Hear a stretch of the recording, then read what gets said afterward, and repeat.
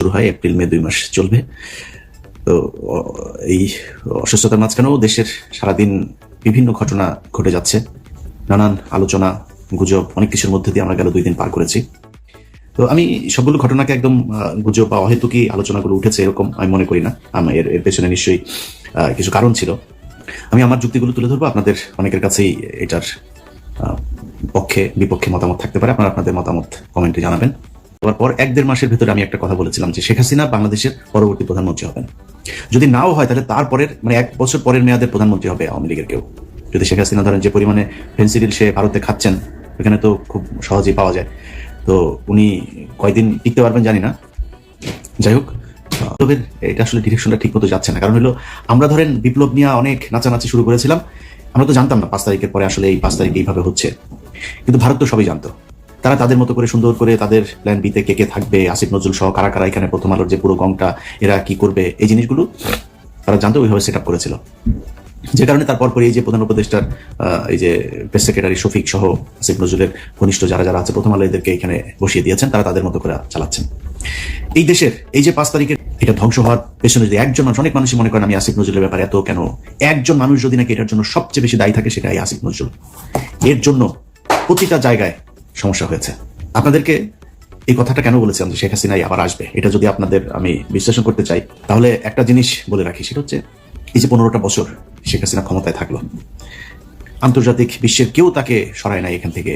India একদম সরাসরি তাকে সাপোর্ট দিয়ে গিয়েছে। এই যে অন্যান্য দেশগুলোকে যে এই ব্ল্যাঙ্ক সাপোর্ট দিয়ে রাখা সম্ভব হলো কেন, কিসের জন্য করা হয়েছিল, কিসের জন্য হাসিনাকে কেউ সরাইতে পারে নাই, আন্তর্জাতিক বিশ্ব থেকেও কোনো চাপ কেন আসে নাই? এর একমাত্র কারণ, বাংলাদেশকে সবাইকে বোঝানো হয়েছিল যে এই দেশটা হচ্ছে একটা জঙ্গি রাষ্ট্র। তারেক রহমান, খালেদা জিয়া এরা হচ্ছে জঙ্গিদের মূল হোতা। এরা এদের কারণে, এদের যদি ক্ষমতায় যায় তাহলে এই দেশ আবার জঙ্গি হয়ে যাবে, অথবা আওয়ামী লীগকে রাখতে হবে। একমাত্র এই কারণে শেখ হাসিনাকে 15 বছর রাখা গেল। আচ্ছা, সেখানে এই আন্তর্জাতিক পুরো বিশ্বটাকে কারা এই ন্যারেটিভটা দাঁড় করাইলো হচ্ছে ভারত। আর কাদের উপরে চাপ? তার মানে প্রধান যে বিষয়টা 15 বছর যেই কারণে হাসিনা ক্ষমতায় থাকতে পারলো, সেটা হচ্ছে এই যে আমাদের দেশকে জঙ্গি রাষ্ট্র তৈরি করার সেটা এটার সাথে একটা বড় অংশ কে ছিল? প্রথম আলো। যদি এটা হয়ে থাকে যে ইন্ডিয়ার কারণে আমরা 15 বছর আসতে পারি নাই, তাহলে আমাদের প্রধান কাজ ছিল এই স্বাধীনতার পরপর ইন্ডিয়ার ব্যাপারে পদক্ষেপ নেওয়া। কোনো পদক্ষেপ নেওয়া হয়েছিল? ভারতের সাথে কে কত পারে ঘষাঘষি করার জন্য সবাই চেষ্টা করলো। আমাদের প্রধান শত্রুকে আপনি পাশে রেখে তারপরে দেশ চালাবেন, দেশে আবার অস্তিত্ব না। 1500 বছর বাংলাদেশ শাসন করবে না ভারতের সাথে একসাথে হয়ে যাবে না, এর কোনো গ্যারান্টি দিতে পারবেন? তাহলে করেন নাই কেন? প্রথম আলো যে কিনা সরাসরি, আমি নিজে আমার এখানে আমি 21শে আগস্ট বিডিআর হত্যাকাণ্ড থেকে শুরু করে বিভিন্ন জায়গায় দেখাইলাম যে প্রথম আলো কিভাবে কিভাবে এই কাজগুলো করেছে। সোজা যায় সেখানে করলো কি, প্রথম আলোর উপরে আঘাত মানে হলো গণমাধ্যমের উপর আঘাত। এই আঘাত সে কোনোভাবেই, সে শেখ মুজিবের ব্যাপারে কি বললো, শেখ মুজিবের ছবি করলে তারপরে এটা তার বুকে চিনচিন করে, হ্যাঁ, এসব কথাবার্তা। তো প্রথম আলো আর ইন্ডিয়া আপনার সমস্যা না, তা আপনার সমস্যাটা ছিল কারাই 15 বছর? মির্জা ফখরুলের তো সমস্যা না। এই বক্তব্য যেদিন শুনেছিলাম সেদিনই মনে করেছিলাম আর বাংলাদেশের পলিটিক্স নিয়ে কথাবার্তা বলে লাভ নাই, নিজের মতো করে কিছু। কিন্তু মির্জা ফখরুলই তো বিএনপি না, মির্জা ফখরুল মানেই বাংলাদেশ না। এই বাংলাদেশের লাখো লাখো কোটি কোটি বিএনপি জামায়াতের কর্মীরা, নেতারা অনেকে আছে যারা আসলেই ভারতকে অপছন্দ করে, প্রথম আলোকে বাংলাদেশ থেকে উৎখাত করতে চায়। তাদের জন্য তো আমাদের পাশে থাকা উচিত। মির্জা ফখরুলের একটা ঘর জামাই আছে, ওই যে ফাহাম আব্দুসামাদ ফাহাম নাকি যেন, এই ঘর জামাইটা লীগের কাছ থেকে যা ভাগটাক পাইতো এগুলো নিয়ে ওইখানে দিত, বউরে নিয়ে থাকতো। এখন সে বউ নিয়ে বাড়িতে এসেছে, গ্রামে মানে দেশে এসেছে। প্রতিদিন বিভিন্ন গণমাধ্যমে দেখি সে বক্তব্য দেয়। এতদিন কই ছিলেন? ওনার মেয়ের তো উচিত ছিল এখানে এসে তারপরে এগুলো নিয়ে নেতৃত্ব দেওয়া, কথাবার্তা বলা। এখন এসছে, কারণ এখন এই যে আবার লুটপাট শুরু হয়েছে। খবর নেন, যান। মির্জা ফখরুলের ভাইয়ের অত্যাচারে তার এলাকার লোকজন ঘরে থাকতে পারে না। বাংলাদেশের সবচাইতে বেশি আওয়ামী লীগের লোকজনকে পুনর্বাসিত করা হয়েছে মির্জা ফখরুলের এলাকায়। এগুলো নিয়ে কাজ করতেছি। এখন দিচ্ছি না কেন? বিএনপির অনেক মানুষজন ফোন করেন, ভাই এখানে এটা হচ্ছে, এখন দিচ্ছি না কারণ বিএনপিকে আসলে এখন করলে বিএনপির ভেতরে সমস্যা থাকবে, এরকম 2-1টা নেতাও থাকবে এই টাইপের, কিন্তু পুরো বিএনপিকে তো আপনি কালার করতে পারবেন। আমার এর পরের দেশের নেতৃত্বে কে আসবে? আপনি বিএনপিকে যদি সরাই পলিটিসাইজেশনের দিকে চলে গেল, তখন আপনি কি করবেন? কাকে আনবেন? এখানে একটা অন্য তৃতীয় পক্ষ আসবে, সেনাবাহিনী আসবে, ইন্ডিয়া সেই সুযোগ নিবে। সো আমার সেকেন্ড চয়েস হচ্ছে বিএনপি। অতএব এই কারণে বিএনপির বিষয় নিয়ে বিএনপি চাঁদাবাজি করে, এই করে সেই করে, নানান অভিযোগ। আমি বলে বিএনপি নিয়ে এখন কোনো কথা বলা যাবে না। বিএনপিকে নিয়ে বলার সময় আছে, অবশ্যই বিএনপিকে নিয়ে কথা বলা হবে, কিন্তু এখন না। যে কারণে এগুলো নিয়ে কথা বলি না। কিন্তু মির্জা ফখরুলরা এই কাজগুলো করছে। এখন মির্জা ফখরুলের তো কোনো সমস্যা হবে না। মির্জা খুব শান্তিতে ছিল। সে একদিন এক ইয়েতে ক্যাবিনে ছিল, মানে আটক হয়েছিল। আটক হলে তারা নিয়ে সুন্দর করে 5 স্টার হোটেলে পর্যন্ত রাখা হইতো। মির্জা ফখরুল সহ কয়েকজন বিএনপির নেতা আছে, সবাই না, কয়েকজন, এদেরকে রাখা হইতো, খুব আরামে রাখা হইতো। তো এই লোকগুলিকে আপনার ওই ক্যাবিনে রাখার পর একদিন সে একজন বিএনপির, নাম বললাম না, বিএনপির এক নেতার সাথে সে বলছিল যে খালেদা জিয়ার কথা বলছে, এই মহিলার কারণে, এই মহিলার মাথায় সমস্যা আছে, এই মহিলার কারণে এখন আমার এই জেলে আসতে হইলো। মানে একটা কর্মসূচি দিয়েছিল খালেদা জিয়ার 20 সাল বা মানে জেলখানায় যাওয়ার আগের, আমার ঠিক সময়টা মনে নেই, জেলখানায় যাওয়ার আগের ওই সময়টাতে এটা বলেছিল। আচ্ছা, এখন মির্জা ফখরুলের তো সমস্যা নেই।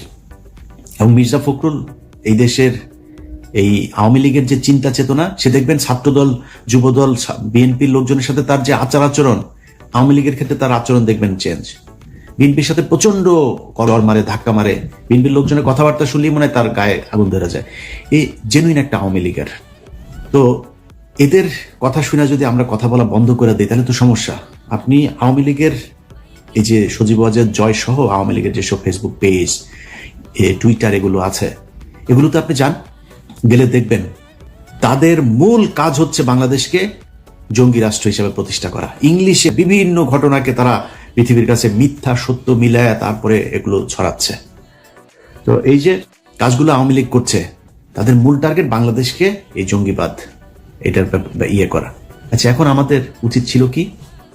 প্রথম উচিত ছিল যে যারা এগুলো করেছে তাদের বিচার করা। এই যে এই ভারত এবং আওয়ামী লীগ এগুলো করেছে, এটার ব্যাপারে শক্ত অবস্থান নেওয়া।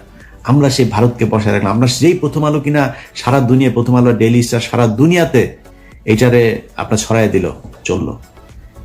তাদের পাশে গিয়ে আপনি বসলেন, তাদেরকে বাঁচাইতে চাইলেন।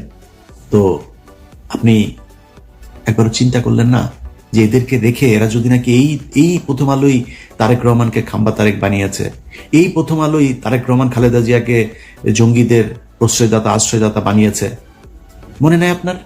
এই বিচারটা তো করা দরকার ছিল। আমি বাংলাদেশে যদি নাই কোনো জঙ্গি থাকে, অবশ্যই তার বিচার চাই। বাংলাদেশ ইসলামী শরিয়া ভিত্তিক চলুক, আমি এটা চাই না। বাংলাদেশ ইসলামী শরিয়া ভিত্তিক চলার মতো ওই অবস্থা আমাদের নাই, আমরা সেই জায়গায় যাইতে পারিনি। যদি কেউ পারেন, ওই মাইক নিয়ে ওয়াজের মাহফিলে গলা না ফাটায়া একটা গাড়ি বানায় দেখান। আমি ওই জায়গায় এখন যাইতে চাই না। যে কারণে কেউ যদি এখন আবার বিশৃঙ্খলা তৈরি করার চেষ্টা করে, আমি মনে করি বিএনপি আগে যেভাবে সেই শায়েখ আব্দুর রহমান থেকে শুরু করে বাংলা ভাইদেরকে যেভাবে শায়েস্তা করেছে, এইবারও সেটাই করুক। জঙ্গিবাদকে মাথাচাড়া দিতে দেওয়া যাবে না। কিন্তু জঙ্গিবাদ বলে কি বান করা দরকার ছিল এই সরকারের আসার পরপরই? বিচারগুলো তাড়াতাড়ি শেষ করে যে এই ঘটনাটা আসলে এই যেভাবে নাটক সাজানো হয়েছিল, এইটা এইভাবে নাটক সাজানো হয়েছিল, এই নাটক সাজিয়ে এইভাবে ভারত এবং আওয়ামী লীগ মিলে তোমাদেরকে ভুল বুঝিয়েছে, আসলে বাস্তব চিত্রটা এটাই। এর মাঝখানেও যদি আলেমদের ভেতরে কেউ জঙ্গি কর্মকাণ্ডে যদি থেকে থাকে, আমি তাদের বিচার চাই। বাট বাদ বাকি যারা, তাদেরকে তো সারা দরকার। সেইটা না করে আপনি তাদেরকে জেলখানায় রাখলেন, আর যারা এটা করলো তাদেরকে আপনি আশ্রয় প্রশ্রয় দিলেন। 2 দিন আগে এক ভিডিও দেখলাম, ওই যে এই ফারজানা ব্রাউনিয়ার জিল্লুর রহমান তৃতীয় মাত্রা করে। এই জিল্লুর রহমান ফারজানা ব্রাউনিয়ার এক্স, মানে কত নাম্বার সেটা তো বলা যাবে না, এটা সম্ভবত ওই পার্ট টাইম বয়ফ্রেন্ড ছিল।